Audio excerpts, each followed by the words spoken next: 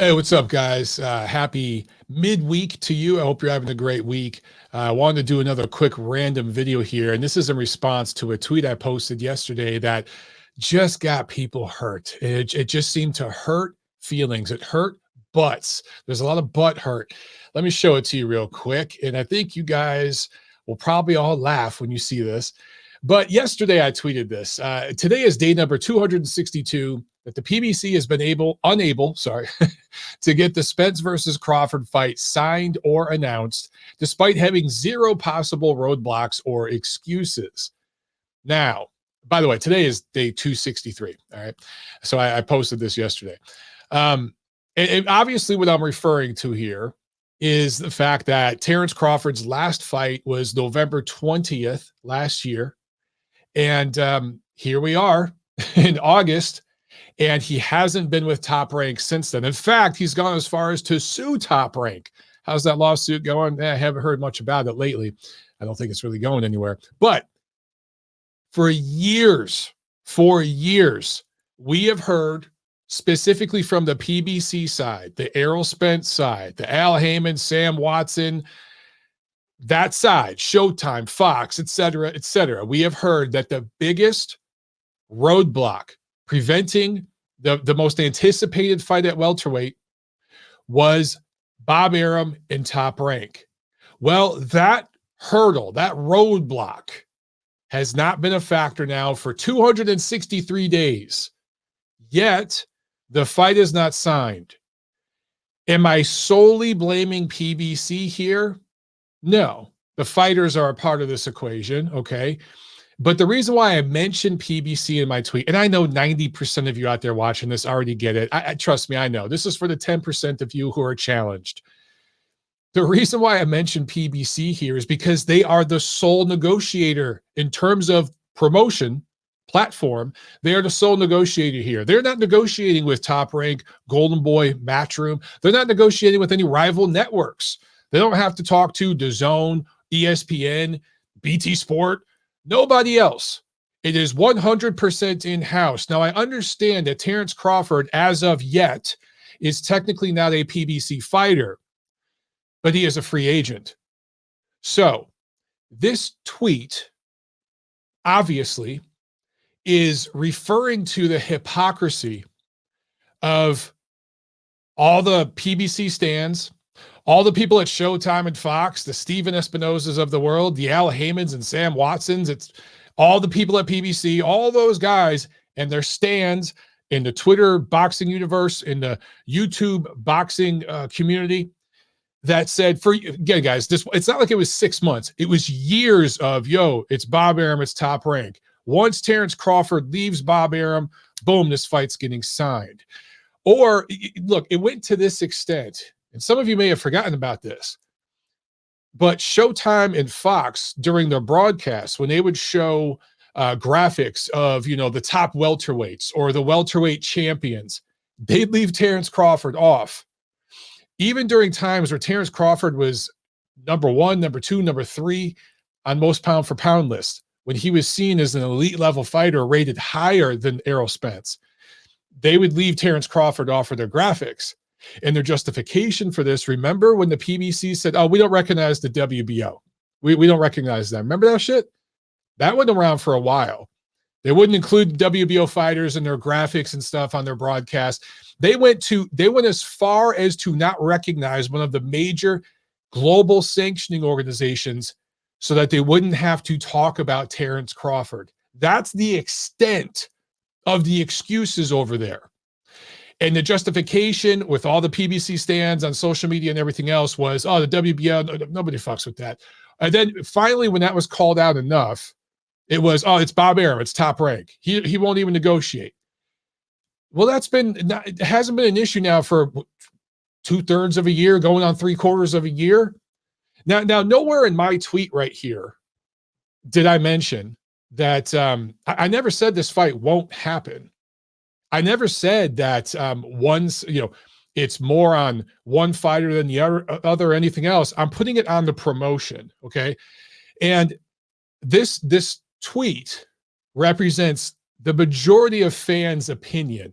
The majority of fans' frustration, because I think deep down inside, we all expect PBC to get this thing done and announce it, and it should happen later this year on pay-per-view, right? We've been told several times over the summer, oh, it's real, real close. And now there have been some reports this week that it is real close again. And it wouldn't surprise me if this fight gets announced officially by the end of this month. It doesn't change the fact that there's been a sea of excuses and doublespeak and spin for years. And we are going to have to wait to the very end of this year, deep into the fourth quarter, to finally see these two fight. Terrence Crawford hasn't fought. By the time these two guys fight, if they fight this year, Crawford will have been out of the ring for about a year, maybe even more than that. You think that might be by design? I'm just bringing this up to express fan frustration.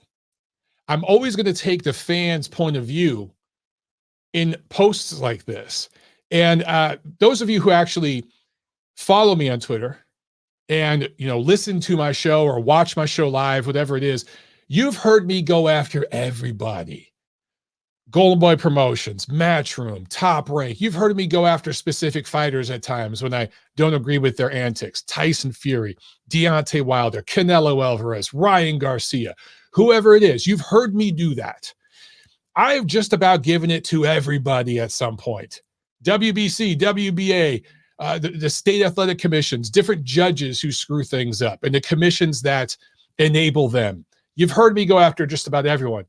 But for some reason, whenever I call out PBC, and justifiably so, there are just protectors. There are people that feel the need to protect the sanctity of Al Heyman, Lord Heyman, and they jump on and they pounce.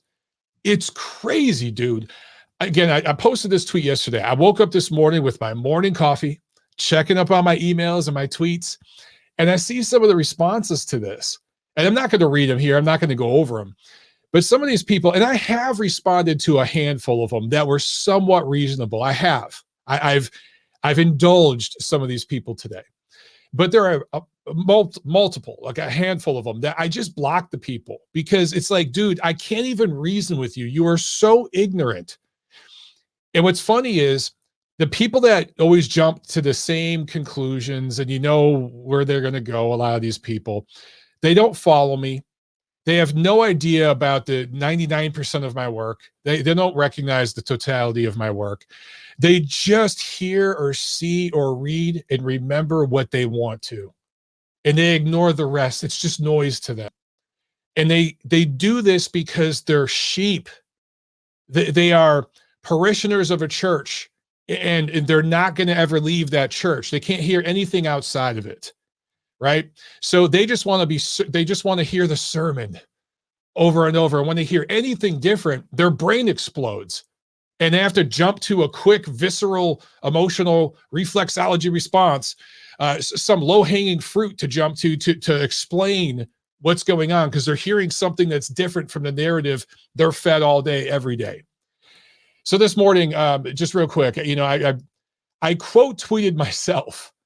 And I said, I post tweets being critical of ESPN Plus, DAZN, Golden Boy, Top Rank, Tyson Fury, Canelo, etc., and almost nobody shows up crying. But I tweet frustration about the timeline of Spence Crawford negotiations, which are now led by PBC, and the Fanagers immediately pounce. It's crazy. Further, reality is, all I'm trying to do with this tweet is express the frustration of most boxing fans. I'm speaking up for them, defending their interests as one myself to push for the fight to be made. And in a way, I'm also promoting the actual fight. The Fanagers don't get that. So, I want to stick to that last point real quick. I'm actually promoting this event. And I'm pushing the promotion because believe me, they saw this. Okay, because several of their alt accounts and several of their stands that they pay indirectly responded. They saw this. So I'm putting pressure. I'm not the reason this fight's going to be fucking made, okay? I want to make that very clear. But I'm one of the few people in media, quote unquote, pushing the promotion, putting a little pressure on them. and promoting the event at the same time. As you see here, 400 and some odd likes. If I go to analytics, that's 48,000 impressions. It's not nearly, a viral tweet or anything. I have tweets like this regularly that have way more engagement. But this was just kind of a throwaway tweet at the end of the day that I posted. And you see the number of impressions right there. That number of impressions just on this one tweet, and then think of all the subsequent tweets following it, that and the number of impressions there, you're probably talking hundreds of thousands total. That's more interaction than 95% of boxing websites get when they post an article, okay? My tweet right here has more influence than the majority of the websites out there. Let's be real. If you guys saw some of the numbers, what was it? Is it Alexa, or there's that site where you could track numbers and stuff? It'll surprise you. Okay, some of the interactions and stuff, how low they are with some of these sites. Most of the podcasts. So, again, not only, yes, am I being critical here? Yeah. Am I saying this fight will never happen? Didn't say that. Am I saying that Terrence Crawford isn't making unreasonable demands? It's not that I'm like excusing the fighters, okay? I'm just saying, we were told for years, it's because of this, it's because of that, it's because of this, it's because of that. Well, all those roadblocks are gone. And now it's between PBC and the two fighters. What's funny now is some people have responded to this and like, dude, this was always about money. Terrence Crawford was demanding too much money. He wants 50-50.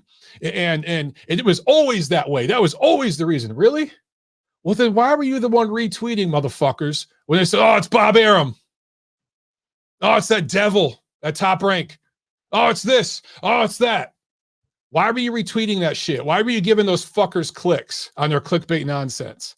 If you knew all along that it was Terrence Crawford holding up the fight, if that was your opinion, why did it matter if he was with a different promoter or not? Why did it matter if he was fighting on a different network or not? If the problem was always Terrence Crawford wanting 50-50.